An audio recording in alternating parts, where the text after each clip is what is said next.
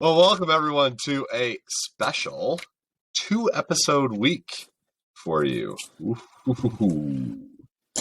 Joining me today, birthday boy yesterday. Yeah. It's not that one. Now he's officially old. Not 40 yet. Not 40 yet. Still got a while to catch easily. Well, happy birthday, Seth. Thanks, what a momentous day for you, I'm sure. It was great. Gave the boys a day off. It's actually our fall break, so gave them 2 days off for the birthday. And back at it tomorrow, preparing for WVU this week. Nice, and a sweet little happy birthday, Dad image behind you. Kids painted that. Gotta love it. Perfect. Love it. Perfect. Well, love it. I do love it. I'm jealous. I'm jealous. You gotta get Grady on it. Grady's not quite at that level yet, but we'll get there. We'll get there. So this week we're doing 2 shows because, as we looked at it, we really wanted to talk in depth about our Cohen Cup playoff setup. Just a little what's coming down the pipeline for tomorrow's show because we're going to do back-to-back shows. Number 17, Franciscan, traveling to number 15, John Carroll, at least, last week's ratings. As of how it stands today, new ones probably come out tomorrow morning. Yeah, they always do right after we record. That's fine. That's a huge match. Huge. And we're going to have we had an interview with John Carroll, a guy yesterday, talking about that. Lots of respect for Franciscan there. Mentioned that they have played a couple times in the past year. Always good matches. So, if you're in the Cleveland area, get out to watch that. That's going to be a great game. And then as of the moment, Baldwin Wallace, suffering too many injuries, is going to have to probably pull out of the Slippery Rock match. Yep. So we'll see. Hopefully by tomorrow when we record our next show, we'll have finite answers for you on that one. On who's going to slip. Invites but we're going to leave that. Invites were extended. Yes. We'll see who accepts and have a plan. We'll have a plan. That's right. So, we'll leave that for tomorrow. But for today, we're going to do our D2 recap and preview for this week. There's still one more regular season for D2 game to be played. And then our bowl series playoff as well for our small college. So, Seth, it was a fun weekend, a tight weekend in D2, D1 in the ARU. It was. Yeah, so match number 1, Kent versus WVU. Huge standings to be played out there. Very close match, 19-15 to WVU.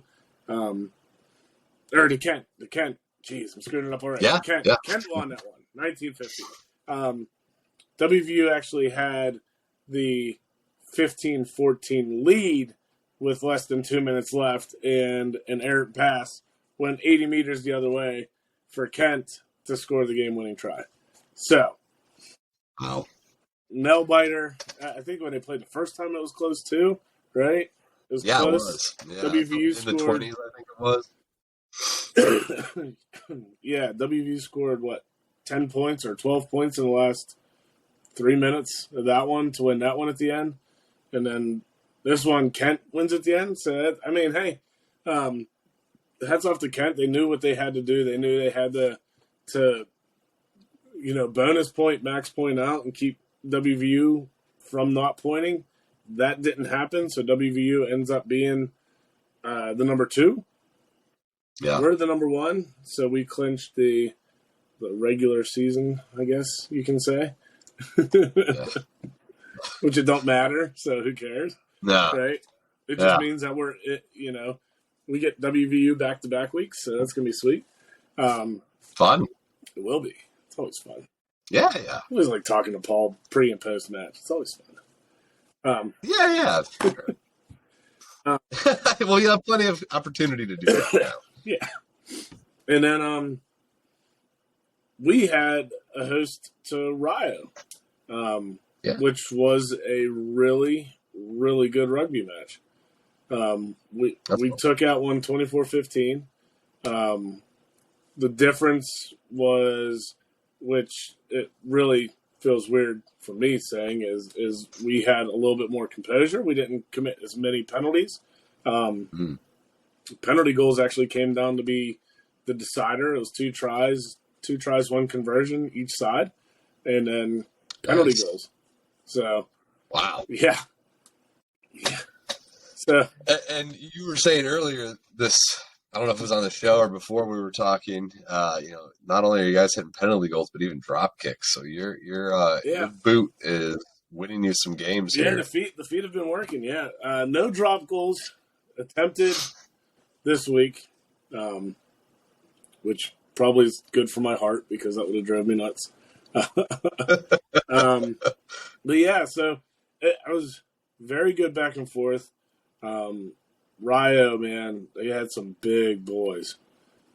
And those boys had some skill. Talk about working it from edge to edge in 2 phases, 0 phases.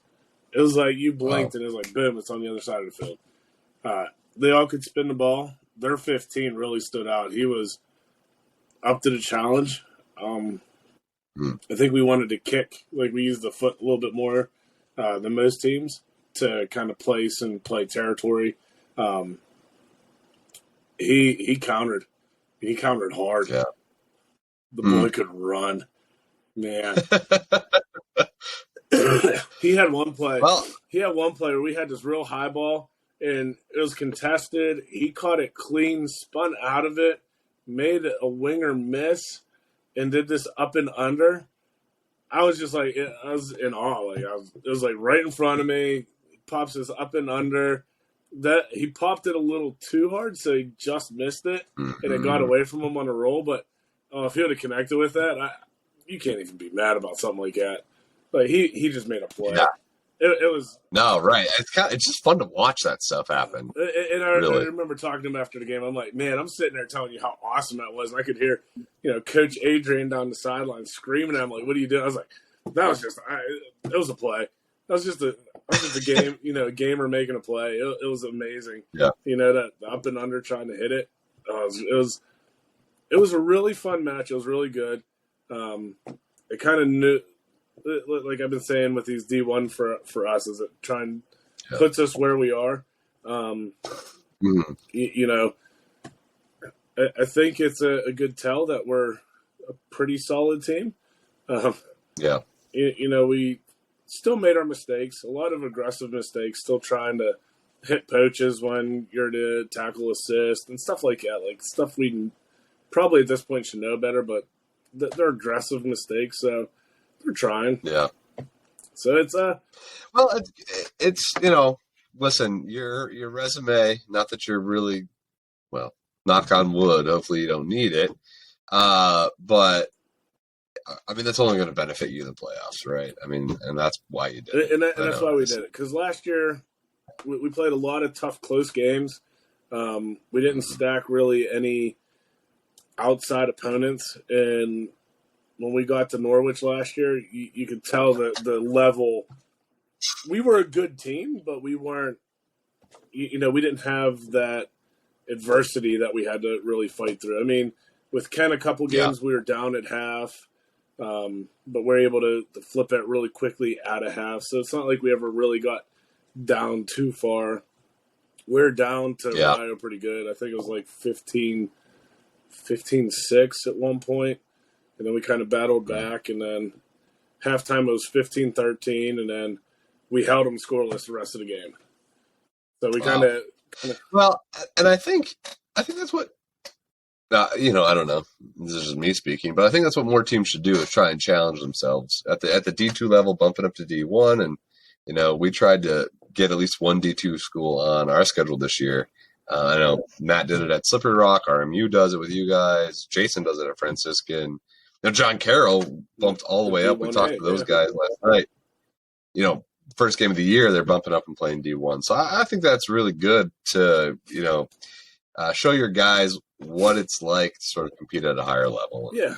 I mean, for me, it only builds you to that higher level for what you're going to see in playoffs. I know Paul did it at WVU, going up and playing Bowling Green. Bowling Green's always a stud program, always in the top. I think they're still ranked 1 or 2 in D1AA. Yeah. It's one of those you kind of have to just to get that extra play in and know where you're at nationally to these good teams.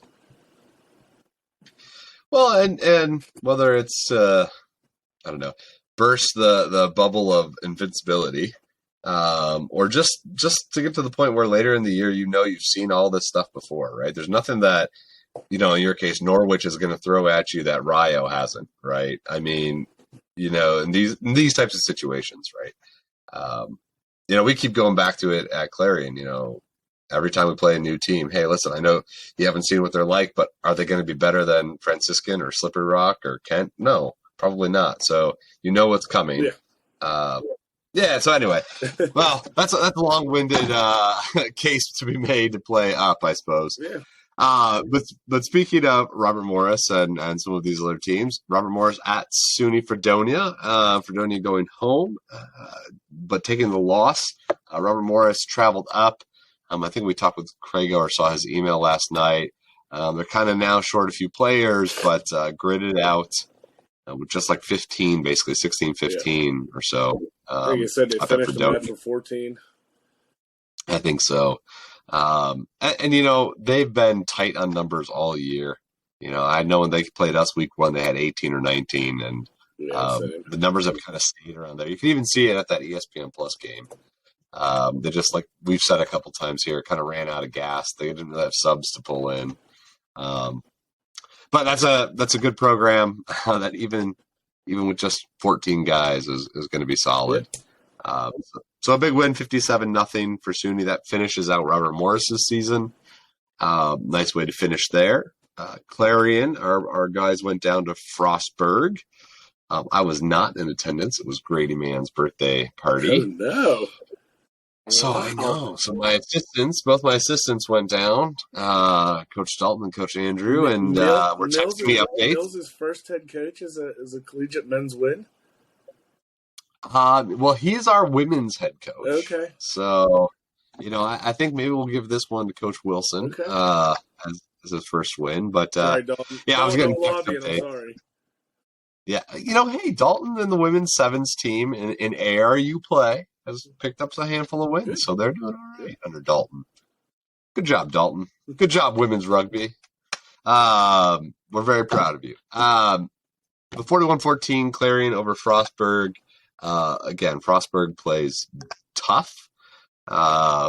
We had one kid with double black eyes and another one with some stitches in the chin. So we came out of that looking pretty, but we came out of it with a W. So that's what matters for Clarion. So 2 to end the year for Clarion. That ends Frostburg's year as well. And then the match of the week, the game of the week, Baldwin Wallace at John Carroll. Maybe Baldwin Wallace struggling with numbers now that we hear that they're, kind of hurting a little bit coming into that game. But having talked with John Carroll's captain last night, you could tell they were juiced up for that game, man. They're big school rivals, and they knew it was game of the week. They knew, win and win big. They're trying to make a statement. You'll hear this tomorrow. They're trying to make a statement to NCR. Hey, look at us. Pay attention to us. Look how the scores we're putting up. And so they knew this was a big opportunity to take on an undefeated Baldwin Wallace and just laid the pipe 79-10, man. It was a whopping win for John Carroll. Exclamation points to their West Division crown, I'd say. So, good for them. A well-rounded game. I think, talking to them again, sort of their back play was really great, which is different for them. Forward play tends to be where they're a little bit stronger, but great for them. They're into Cohen Cup. They're going to host Franciscan, as we've said, and that's going to be one heck of a match. That'd be a good one. Yeah, for sure. So that is our recap. Not a whole lot there. Both Franciscan and Slippery Rock are off. Denison and Kenyon forfeiting due to numbers, those games. So there wasn't a whole lot, and Case just had a bye week. So that wraps up everyone in the ARU from last week, and that gives us a lead into our week 8. Yeah, preview. So Seth. Week 8 preview. D1, D2 crossover. You got Kent heading to Rio now. Kent unfortunately had the injury bug and had to forfeit the first matchup with Rio a couple weeks ago. So to make everything right, Kent chose to forfeit the home match and go to Rio to give Rio that home match since they had to forfeit. So Kent will be on Rio this week. I believe it is a 1 o'clock kickoff. Rio got a pretty sweet field. It's way down at the bottom of this big old hill. So that should be, a pretty good test. I know Kent, with them not making the top 2, that's going to be their last match for a lot of seniors. Yeah, I think they have 3 or 4 seniors. I can't speak to the exact numbers, but I know of 3 for sure. So that's going to be their last run in fall 15s. If they're fall graduates, that's their last run in a Kent jersey. So, they're going to have something to play for. Raya is definitely going to come out angry. I think Raya, they have to feel like they let one slip away. They had, against us, probably 6 or 7 chances inside the 22, an errant pass, a knock on, balls held up, right, different things. I know they thought that they should have won that one. Probably should have. It was just one of those inside the 22 makes less mistakes. Yeah. And to be honest, for us, we probably are only 2 trips inside the 22. We came away with tries, but that was it. They played phenomenal defense, and it took every ounce of us to get inside the half. I think we hit 2 or 3 of our penalty kicks from probably like at 45-50 range. Wow. Yeah, one guy has a pretty monster leg. Win behind too helped a little, but he had a good kicking day, to say the least. Well, and Rio definitely needs this and needs to put up a lot of points if they're looking at a playoff bid. So, I know they're pushing for either a playoffs bid for a play-in or maybe one of these bowls that are kind of stirring up now and popping up. I think there's going to be some of the D1 bowls, kind of like Willing played in last year against. Right. How was it? Iowa. The Rhino Bowl, wasn't it? Iowa Community College. Is it Iowa? Oh yeah. ICC. Yep. That was a close one too. Willing took it. Willing took it, but I think it was close. It was. So I think they're trying to play they definitely won. Either an actual play-in to get into the pathway or one of those bowls. So they're trying. So they definitely need this one. We're not in a game of predictions, but I expect Raya to come out hungry and fast. Yeah. So, and then IUP WVU version 2. Part 1, actually. Part 2. Because part 2 will be the week after. Yeah. So we will be playing WVU 3 times in 4 weeks. Wow. Well, hopefully, your jerseys don't imprint onto each other after hitting each other the same way, Yeah. Big old. So, this is interesting. I'll just ask you this sort of coaching question. How do you approach this? Because this game obviously means, obviously you don't want to drop a game. We know that. But this game doesn't mean anything for the standings. You're going to see the same guys a week later for the ARU championship. You're gonna play some guys that don't get a whole lot of time. How are you treating this game? It's going to be a mix. It's going to be our senior day, so we're going to do a little senior day thing. So I'm anticipating a different lineup, kind of around that. We're some guys that have started the the year, maybe became a 16, 17 off the bench. The lineup's going to look different from the first time we played. Yeah. I know I have a couple guys that are nursing some injuries that we won't line up. Yeah. But we have, probably for the first time in a pretty long time, some really good depth. So, I coach it the same. I don't want to sound like Mike Tomlin, but, the standard's the standard, right? The Tomlinism out there. Oh, Lord. Don't hate.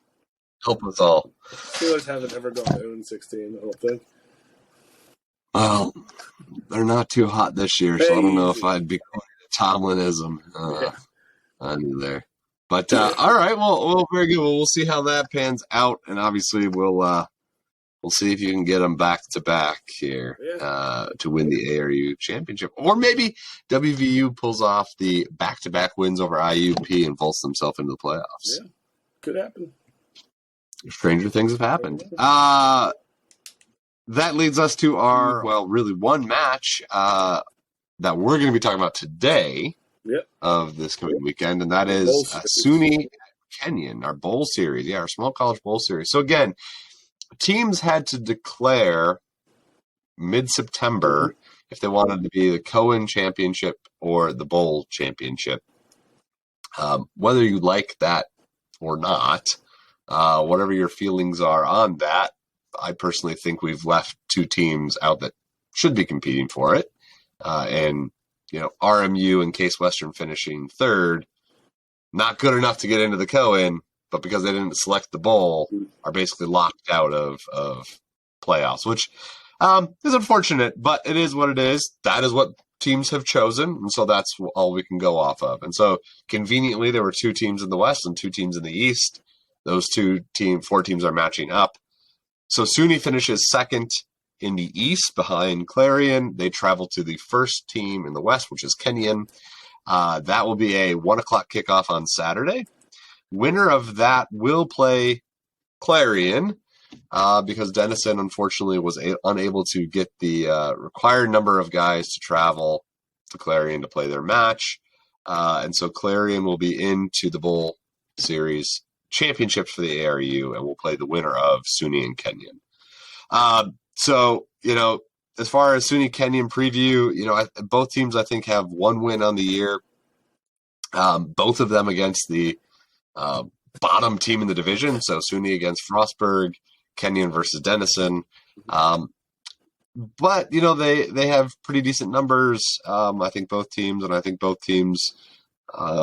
have grown through the season as they've played. And so it'll be interesting. I think both are looking forward to this opportunity and a chance to get out and play for something, right? And get into a bowl series. So excited. I'm eagerly anticipating who we're going to play. In my heart of hearts, I love the guys up at SUNY, but it'd be great to play someone else. So I enjoy playing Kenyon, but either way, we're going to have a good time on November 5th for sure. And so that leads us to our championship conversation here. And obviously we've said it over and over and over again. WVU IUP is already set for November 5th for our ARU D2 championships. So that is going to be played out at the moment, and this is the big reveal. At the moment, the championships are going to be hosted at Edinburgh University.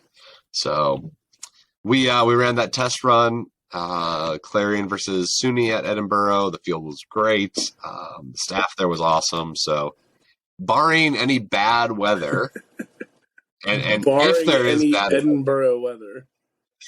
Yeah, but if there is any bad weather, we'll move it south to IUP. But it's just the most convenient of locations for all of our teams. We looked at all the hours teams have to travel. With all these Cleveland schools only being an hour and a half from Edinburgh, same with our Pittsburgh schools. With Fredonia being only an hour away, it was the perfect location. Yep. So that is where we will play our championships this year. We will see what we do next year. But so that's the two championships. Our bowl series we've just explained as well, right? The winner of Kenyon and SUNY will play Clarion for the number 1 seed. Yep. Now, for the bowl, both teams who make it a championship Saturday will be into the bowl play-in round, which is likely to be at Pittsburgh, we think. Somewhere in the Pittsburgh area, yeah. Okay. I So have feelers out to 4 or 5 different places. There's one that would be ideal, hold on. obviously. Take off your ARU hat and put on your NCR hat now. Now you're Region 3 director, Seth Irwin. Yeah, I know.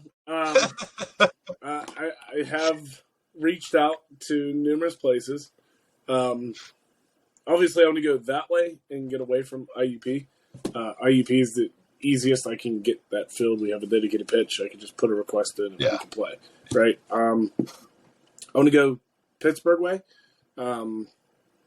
and see if we could host. So it's only 2 matches that day. So we'll have 2. We'll have the Allegheny 1 versus the Three Rivers 2.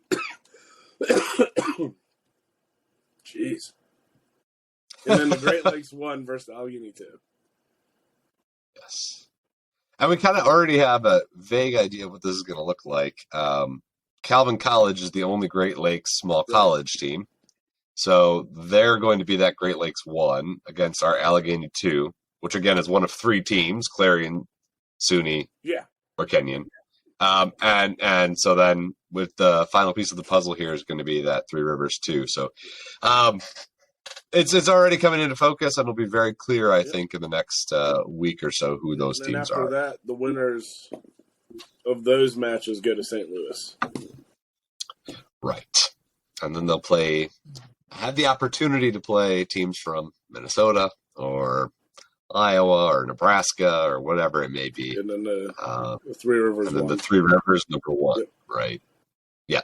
Right. So, so the bowl series is what it is. It's a new thing this year. They're trying out, and again, I've said it 100 times on the show already. Props to NCR for always trying something new. This is their second year doing this stuff.